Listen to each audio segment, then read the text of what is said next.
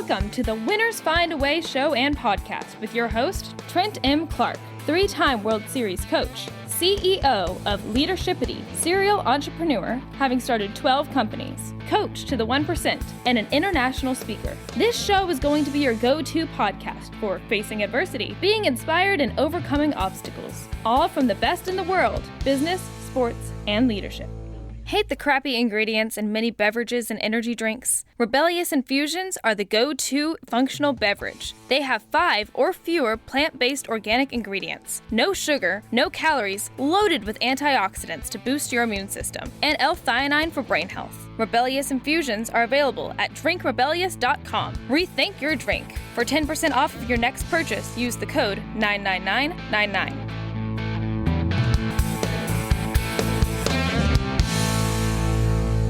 Hello, everybody. My name is Trent Clark, CEO of Leadershipity, serial entrepreneur, longtime coach of professional baseball coaching in 3 World Series, and welcome to the Winners Find a Way show. I am with my good friend, LinkedIn Larry. Larry Kaufman, how are you, buddy? I am wonderful, Trent. Thanks for having me. Great to see you again. Yeah, it's great to see you, man. This is exciting to have you. You and I go back about 10 years back in Chicago, and man, you were the LinkedIn guy before there were LinkedIn guys, right? Or LinkedIn people, right? Like you were leading people to hey, this is how you actually use your profile to actually gain access into this world. And there was probably 1 million users out there. I mean, there was probably how many now comparatively, right? Almost 800 million. And I was out there when there were about 1 million. Yeah.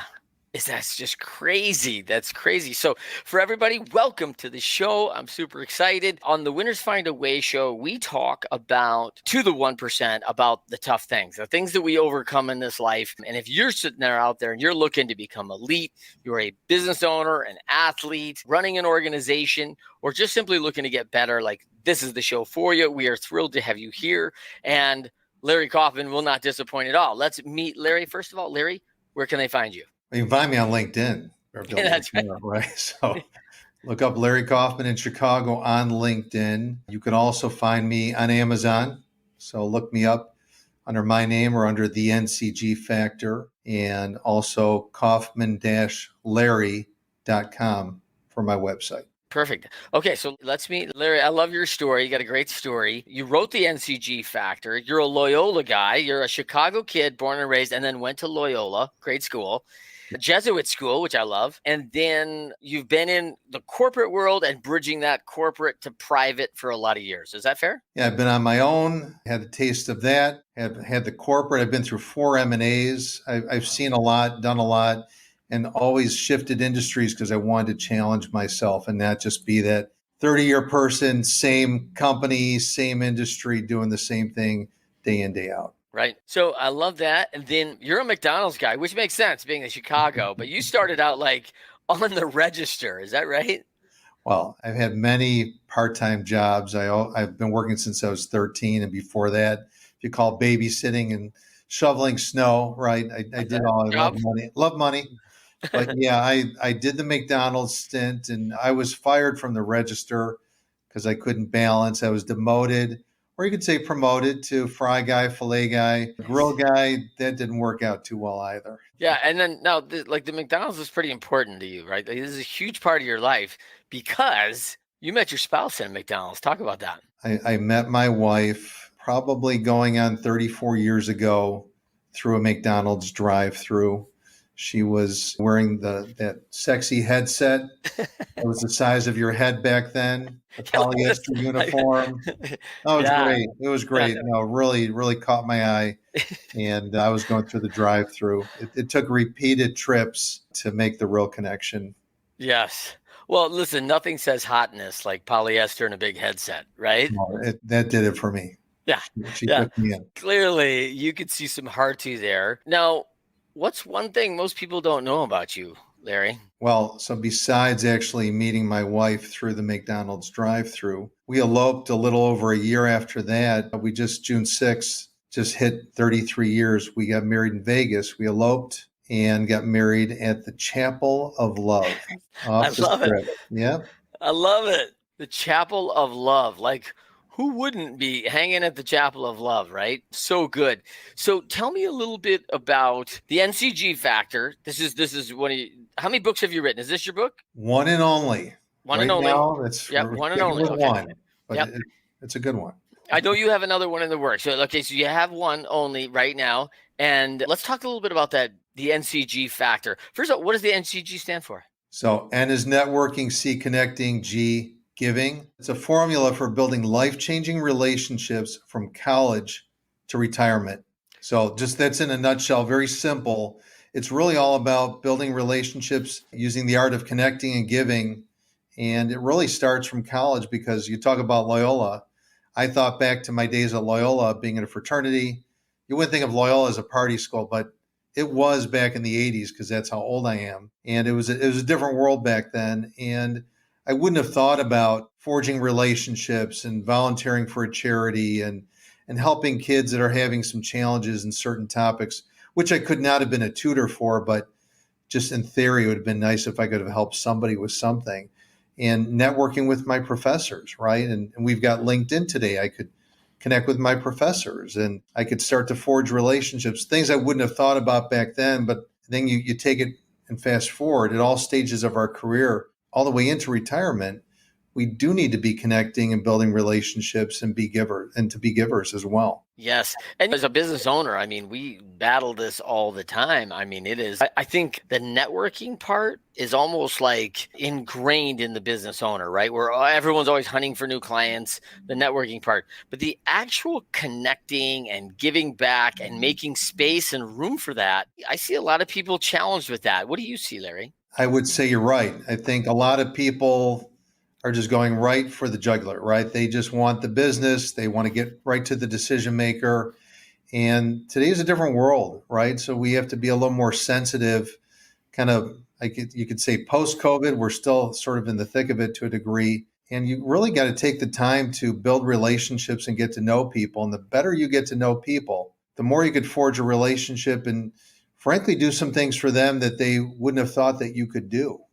Yeah. And so I've done a lot of things for people because I want to, but that's converted into business. And I'm not in a sales capacity, I'm a leadership role, but that is turned into business without me asking for it. One of the words that I love that you use is the NCG factor, and really like a carrier word, right, is legacy. Let's talk a little bit about that because I think people go to work every day and I think people dream about leaving a legacy. I think they think it's important. I think everyone wants to know what people are going to say at their funeral, right? And be remembered well. Right. But you and I both know that starts with what you do every day. And this is one of those things like you can't push it off to, hey, one of these days, I'm going to get to really leaving this legacy. It's going to be maybe not this year, maybe not the next 2 or 3 years, but like 5 years, I'm going to be comfortable where I can go out and start giving back. And you'd argue against that. Is that fair? I would. I don't think we should wait. And you're right about you don't want to wait till you're gone to build that legacy. You've got the opportunity to do it now. And I've been doing that for years, is trying to build that living legacy with intent, thinking about the other person and making the right connections, introductions, getting to know people and where they need help. If they're trying to get a loved one to Mayo Clinic and I can open that door, or recently, someone was challenged with their child trying to get into medical school, and some connections and things I did was helpful to get them there. You wouldn't think that, right? So it's about being indispensable to other people, that they think of you beyond what you do in your business, what your company sells and markets, what you do in your leadership role. Stop thinking about yourself and think about the other person, and that will lend itself to your legacy. Yeah. And I think as I read that, just that part of that where we're talking about not just your clients, but your team, your advisors, those people that are supporting the system and building sustainability. One of those big iddies, right? As organizations, everyone's role is based on sustainability. We all are much more comfortable when we know, hey, there's going to be a job tomorrow. But part of that is leaving that legacy inside with those individuals internally. And I think sometimes we're always looking at that externally. Do you see that the same? Yeah, I totally agree. So I lead a decent sized team, but during the pandemic and ongoing, they know. And I ask, how can I be helpful to you? How about those in your world, in your family? What can I do to be helpful? And so it's turning to your teams, is getting to talk to the people around you that work for you, with you, and around you, finding out how they've been impacted by the pandemic, what's happening in their world. And the more that you talk to your internal teams and peers, there's things that you could do for them that would be really helpful. And you're right, then externally, definitely. But you're right, internally, just right around you to find out how people are doing, what's happening in their world. And I love doing that. And frankly, some of what I've done is some people have been through some terrible hardships related to and not related to COVID. And it's me just picking up the phone and calling them. And I know you're going through a tough time. And Trent, I just wanted to have a chat with you and see how you're doing. Yes.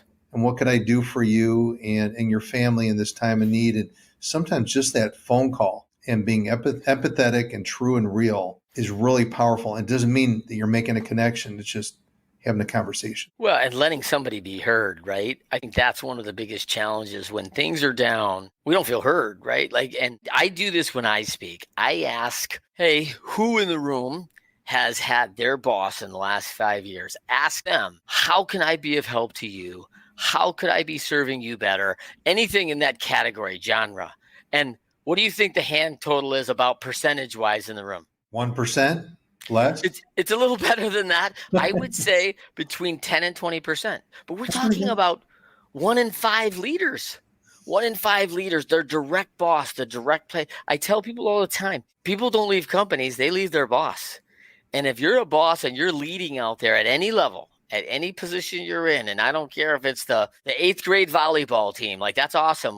If you're the captain, hey, how am I helping others get better and asking and engaging in those conversations? And like you said, Larry, really listening to what that answer is, I think is so huge. It really is. Tell us a little bit about, okay, let's jump into this question. I'm excited about the book. We can see the NCG Factor book right there on the shelf in the back end. If you have not got that, you need to pick it up. It's a good book. You're definitely going to want a little piece of that. And Larry, because you, as a LinkedIn profile member, it's a competitive environment, right? This is, what did you tell me, 80 million? 800 million members today globally. 800 million. What an, how do you absolutely separate yourself in this market? I mean, first of all, talk to Larry, read the book. That's going to help you as a leader for sure. And then the show is Winners Find a Way. And the reason for that, Larry, is because I love the quote from the 4 disciplines of execution that says, winners, when shown data that they are losing, find a way to win. In my lifetime, that has been probably the mantra of athletics.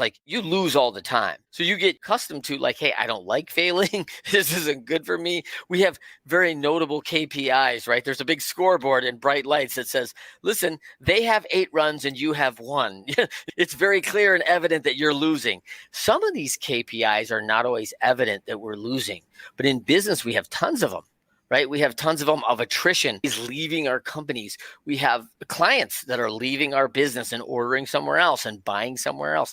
There's all sorts of these KPIs in your life. I know you've been up against some challenges in your life. Let's talk about one of those times when you were down, felt like the losses are mounting, struggling, and you got to figure out a way to get through this. Can you take me back to a time then? I can take you back probably 2006 or so. I went into a business. I left corporate America to go into business with a gentleman I had met in a business where I was running national sales. My wife was having a baby and my daughter was going to be born prematurely at 26 weeks, 2 pounds, and actually ended up in the NICU for over 3 months. So really challenging time. She wasn't supposed to survive the first night. And it was a time where I was very stressed. And so this gentleman I was partnering with in my business where I was running national sales said, why don't you come into business with me? Now, I'd not done a lot of research, but he had written 10 books on Amazon.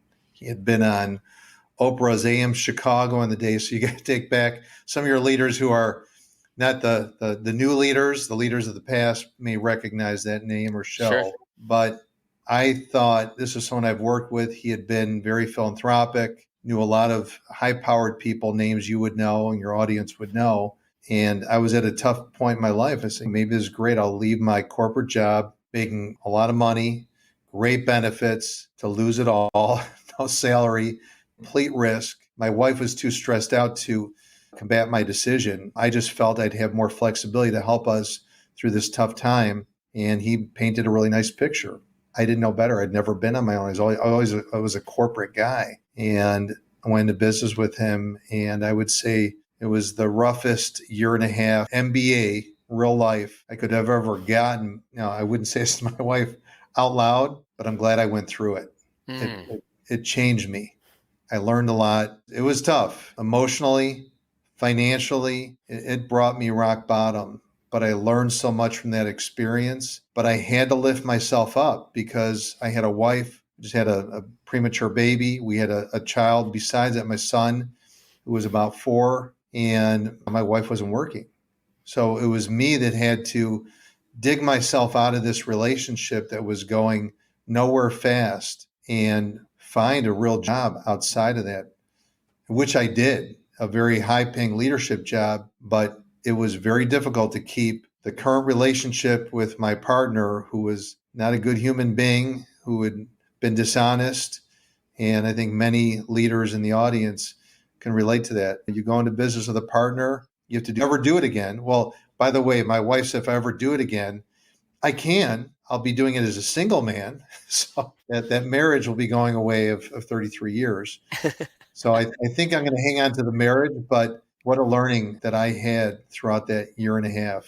It was terrible and good all at the same time. Yeah. And that partner ultimately ended up in prison. So about 4 years after we parted ways, nothing that I hadn't talked to him for 4 years. He got involved in another business. He took millions of dollars from investors across the country, and basically he was indicted, went to prison. He was plastered in the newspapers, television. Unbelievable what happened. He went to prison and he died.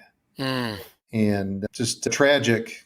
Yeah. But basically for me, it was quite an experience that's helped me throughout my career. And it's where I can give advice to people that I've been there, I've done it.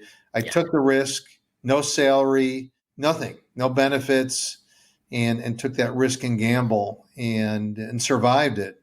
But I paid a price for that. So let's talk about that. Your daughter today is doing well. So here's the interesting thing. So my daughter was a preemie. Preemies normalize after about 2 years, God willing. She had complications. It was up and down for the 3+ months. Very scary. Now my wife is 4'11". So we thought things aren't looking good for the height of my daughter. She has passed up my wife. Anyone that passes up my wife, that's a feat in itself. But my daughter is almost 5'2". Healthy as can be, brilliant, smart, artistic, wonderful woman. And at university today. She's going to college in the fall. Yeah. So that's awesome. That's a beautiful thing. And you look back at that time. Let's talk about going through that time. The thing about the emotions of going through hard times is you can take yourself back there in a minute. So let's not relive it, but let's revisit it. All right. Sure. When you think about that time, and if you knew somebody that was going through that right now, Larry, what would you tell them is probably the most important thing to consider, having time of reflection that you've had now to look back on that and go through some other challenges in your life? What do you think is the most important thing when you're going through hard times? I think a lot of people are right now, given the current state of things. Well, I think you have to find someone that you can confide in and open up to, right? So I think if it's a business coach, it happened to be my wife, right?